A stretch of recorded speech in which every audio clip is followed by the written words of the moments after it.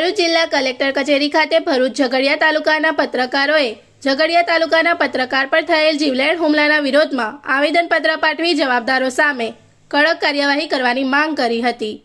આવેદનપત્રમાં જણાવ્યા અનુસાર ઝઘડિયા તાલુકાના રાણીપુરા ગામ નજીક નર્મદા નદીમાંથી ગેરકાયદેસર રીતે રેતી ખનન ચાલી રહ્યું હતું।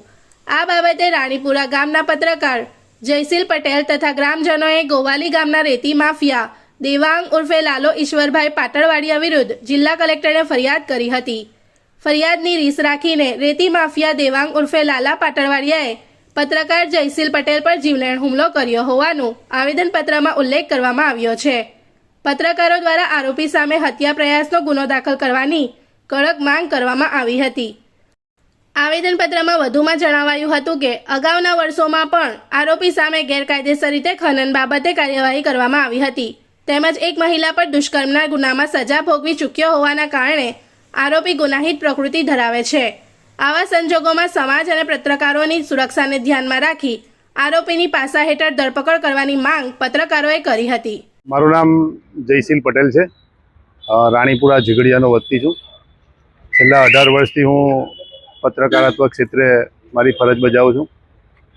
મારા ગામ રાણીપુરામાં કેટલાક ભૂમાફિયાઓ દ્વારા ગેરકાયદેસર રીતે નર્મદા નદીમાં ભેખડો તોડી ફૂટવાલ જેવા સાધનથી પાઇપ વડે એન્જિન મૂકી ગેરકાયદેસર રીતે પાણી સાથે રેતી ઉલેચવાનું કાર્ય કરવામાં આવતું હતું।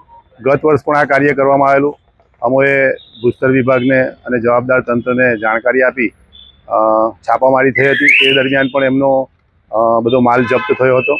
ચાલુ સાલે ફરીથી ગત 25 તારીખના રોજ ગોવાલી ગામના દેવાંગ ઉર્ફે લાલો ઈશ્વરભાઈ પાટણવાડિયા ઠાકોર નાઓ દ્વારા મોટા મશીનો, નાવડી, બાજ, પાઇપો વગેરે લાવી નર્મદા નદી અને અમારા ખેતરોની વચ્ચે જે પ્રોટેક્શન વોલનું કામ કરતી એવી દિવાલો જેને ભેખડ કહીએ, ભેખડ તોડી અને સીધું નર્મદાના વહેતા પાણીની અંદરથી પાઇપલાઇન દ્વારા પાણી સાથે રેતી ઉલેચવાનું કાર્ય કરવાની તજવીજ હાથ ધરેલી, જેના માટે એ લોકોએ ટેસ્ટિંગ પણ કર્યું હતું। આ વાત મારા અને અમારા ગામના ખેડૂતોના ધ્યાને આવતા અમોએ 28 તારીખે જિલ્લા કલેક્ટર શ્રી ડીએસપી કચેરી, ભૂસ્તર વિભાગ અને ઝઘડિયા પીઆઈને આ બાબતે જાણ કરી હતી। એના બીજા દિવસે એટલે કે 29 તારીખે અમો સ્થળ તપાસે ગયા હતા। અમને જાણકારી થઈ કે ભાઈ આ રીતે એ લોકો એક્ટિવિટી કરે છે, તો અમે ત્યાં સ્થળ પર ગયા તો એણે ભેખડો તોડી અને પાઇપલાઇન લંબાવી રેતી ખનન કરવાની પ્રક્રિયા ચાલુ કરી હતી। અમે તે સમયે ફોટોગ્રાફી કરી અને જવાબદાર ભૂસ્તર અધિકારી, ઝઘડિયાના પીઆઈ અને પ્રાંત અધિકારીને કોલ કર્યો હતો, પરંતુ તેઓએ રિસ્પોન્સ ન આપ્યો હતો। ત્યારબાદ અમે કમિશનર ગાંધીનગરને જાણ કરી હતી અને થોડા સમયની અંદર ઝઘડિયા મામલતદારના સર્કલ તથા તેમનો સ્ટાફ આવ્યો હતો।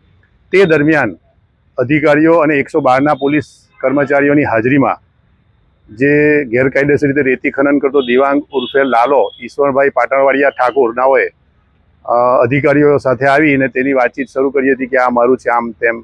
એની વાત પૂરી થયા બાદ મેં મારી વાત અધિકારીઓને કરી હતી કે આણે જે ગેરકાયદેસર રીતે રેતી ખનન કરવાની પ્રવૃત્તિ કરી છે નર્મદાના નદીના ચાલુ પ્રવાહમાંથી પાઇપલાઇન નાખીને, તો એની પાસે તમે પાસ પરમિટ માગો અને જે વાહનો એ લાવીને અહીંયા મૂક્યા છે તેના ડોક્યુમેન્ટ માગો।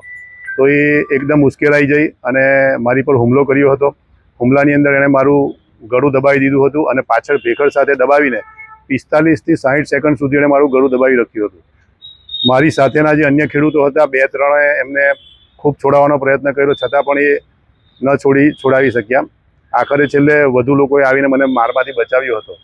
તો મારું કહેવાનું એવું છે કે જો આ અધિકારીઓ ત્યાં હતા ને આટલી ક્રૂરતાપૂર્વક એણે મને જીવ લેવાનો પ્રયત્ન કર્યો તો આવા સામે કાર્યવાહી થવી જોઈએ। તે બાદ મેં ઝઘડિયા પોલીસ સ્ટેશનમાં એની વિરુદ્ધમાં ફરિયાદ પણ નોંધાવી હતી અને ભૂસ્તર વિભાગે એનો 55 લાખ જેટલો મુદ્દા માલ પણ જપ્ત કર્યો હતો। અમે જિલ્લા સમાહર્તા એવા કલેક્ટરશ્રી પાસે આજે આવેદનપત્ર એટલા માટે આપવામાં આવ્યા છે કે દેવાંગ ઉર્ફે લાલો પાટણવાડિયા નાઓનો ઇતિહાસ ક્રિમિનલ છે।